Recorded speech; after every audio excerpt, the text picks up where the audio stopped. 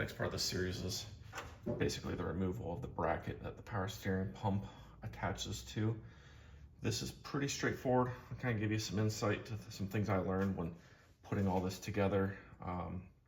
But it's basically got 3 bolts. 2 are going directly to the water pump, and then a third one to the left side cylinder head. And yeah, so it's pretty straightforward as far as removal of this thing. You literally just remove these bolts. So I'll go ahead and do this. But while I'm doing that, I'll just talk through a couple of things.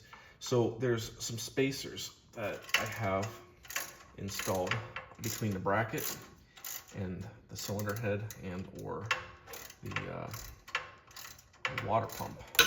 And now the spacers that I have, sorry for the clatter, spacers I have are probably going to be a little bit different than what most engines have, although most engines will have spacers, especially this guy, the one that goes to the cylinder head, and I believe they'll have this one here as well. They may not have the lower one on the water pump, but I had to install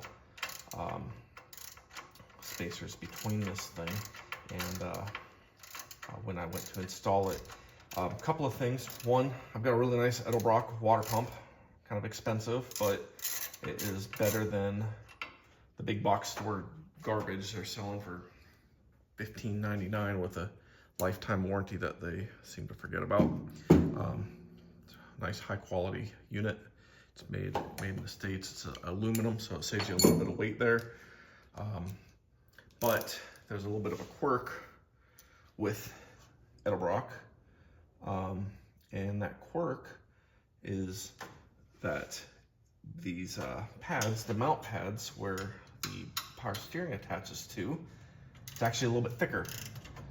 It's thicker. It stands a little farther away from the engine than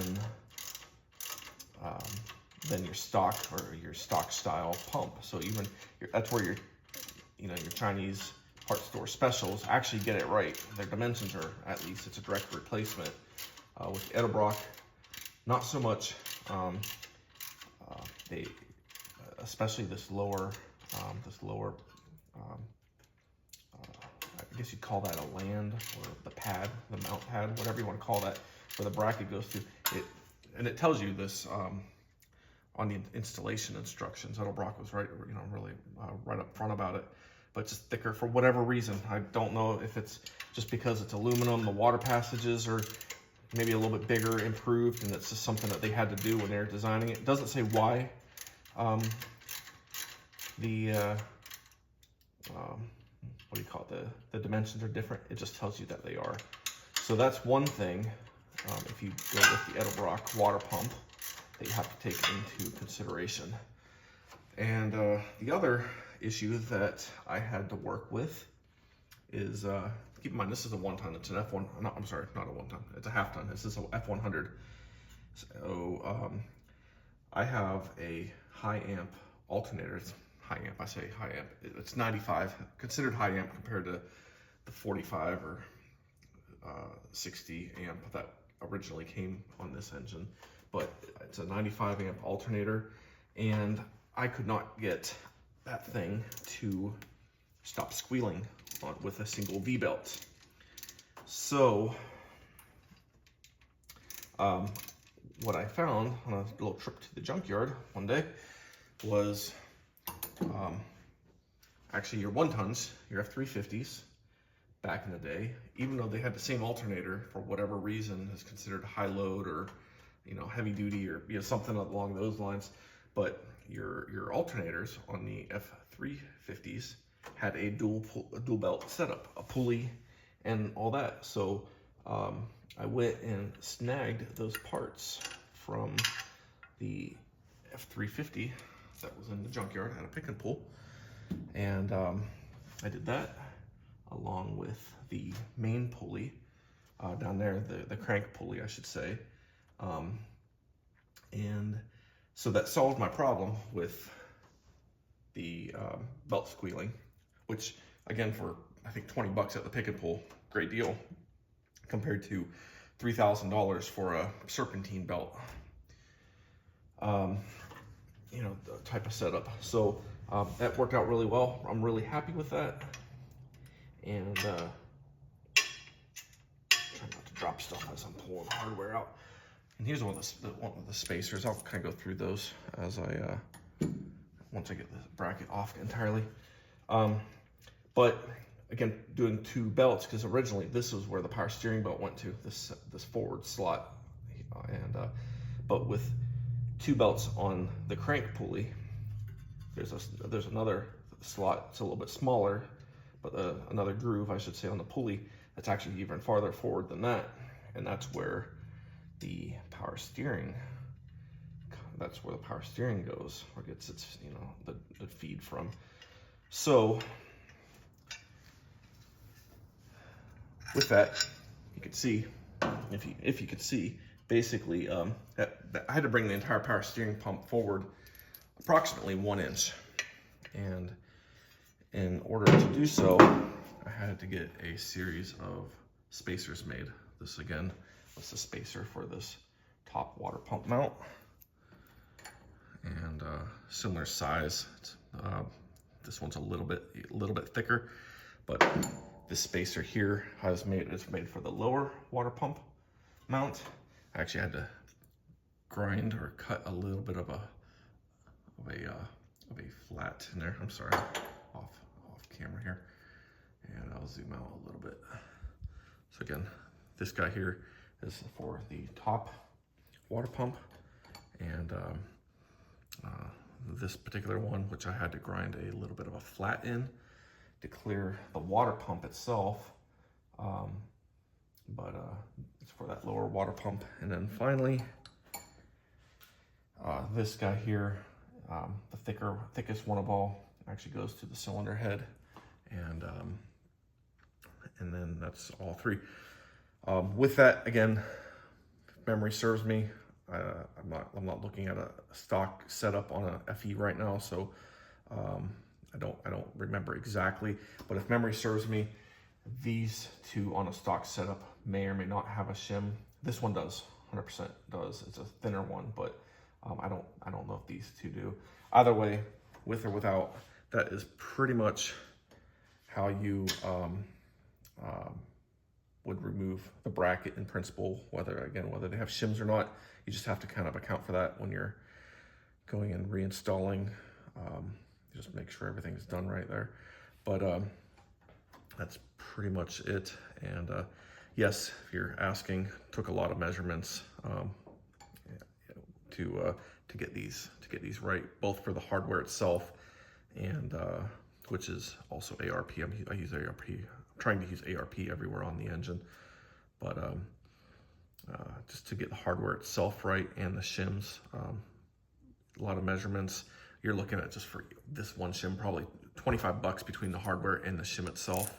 So not end of the world, but when you multiply that by 3, you know, I'm looking at 75, 80 bucks just for the mounting hardware for that bracket. So it was a little bit of an expense there, but I've got a much better water pump than you're normally gonna get, and I was able to save big time on by just sticking with a V-belt setup for that alternator, and by doing it like this. So just kind of a little bit outside the box, but otherwise it seems to work really good.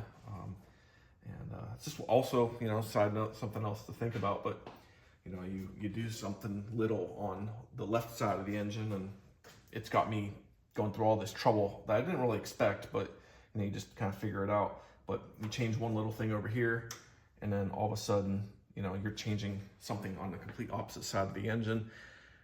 When you're dealing with custom installs, there's a lot of that type of stuff. I could tell you those headers, that was another big deal, you know, the whole custom exhaust, all that stuff. So just as an example there. So just think about that whenever you're making changes. If you want high amp alternator, for example, you know, it's worth probably considering, you know, everything that has to go into it, and all the potential, you know, things that are downstream of that change. So But yeah, in any case, that is the power steering bracket that is now removed, and a little bit of background on how I got to where I got, and also dealing with the shims and all that. And actually, one last little side note, but if you're asking, like, if you're wondering, hey, how did I come up with these thicknesses? I actually use just generic, probably I think grade 5, maybe grade 8, but just generic hardware, cheap hardware that you find at the hardware store. I bought that with a stack of washers. I think I bought probably 60, 70 just flat washers, and I had this bracket mounted, and from there I fully installed the belt and everything, just with washers serving as my shims temporarily. But I did that. I essentially aligned that pulley with combination of those washers. I was just kind of changing them, making little adjustments. We'd look at kind of what the effect of that was. Some of them will tilt the pump. So if you don't get the right number there, you'll have a tilted. It'll be deflected, if you will. And then the other side of it is just being consistent with the number of washers. Once you figure out the thickness, you also have to make sure it's the in and out, the forward and aft dimension there. But yeah, it's just kind of a combination of playing with those washers, the hardware. I did that to keep it cheap. Those were my templates. Once I had the sizes right, that's when I actually found a machinist on eBay that specialized in making spacers, and he sells them for about 25 bucks each. And then from there, I had the bolt size, so I just went and figured out what ARP, hardware, the length of these bolts. They're all the same thread type, but just the length of it. So yeah, a little trial and error, and just kind of, just playing with it with the different hardware. But it did the job. I have had no issues, no belts jumping, no squealing on that power steering pump. It gets nice and tight. It works. It's great. So little planning out, but really wasn't all that complicated, not that fancy of a solution. So anyway, that's my monologue on the power steering pump bracket, and I appreciate you sticking with me. And I will move on to I think the alternator next.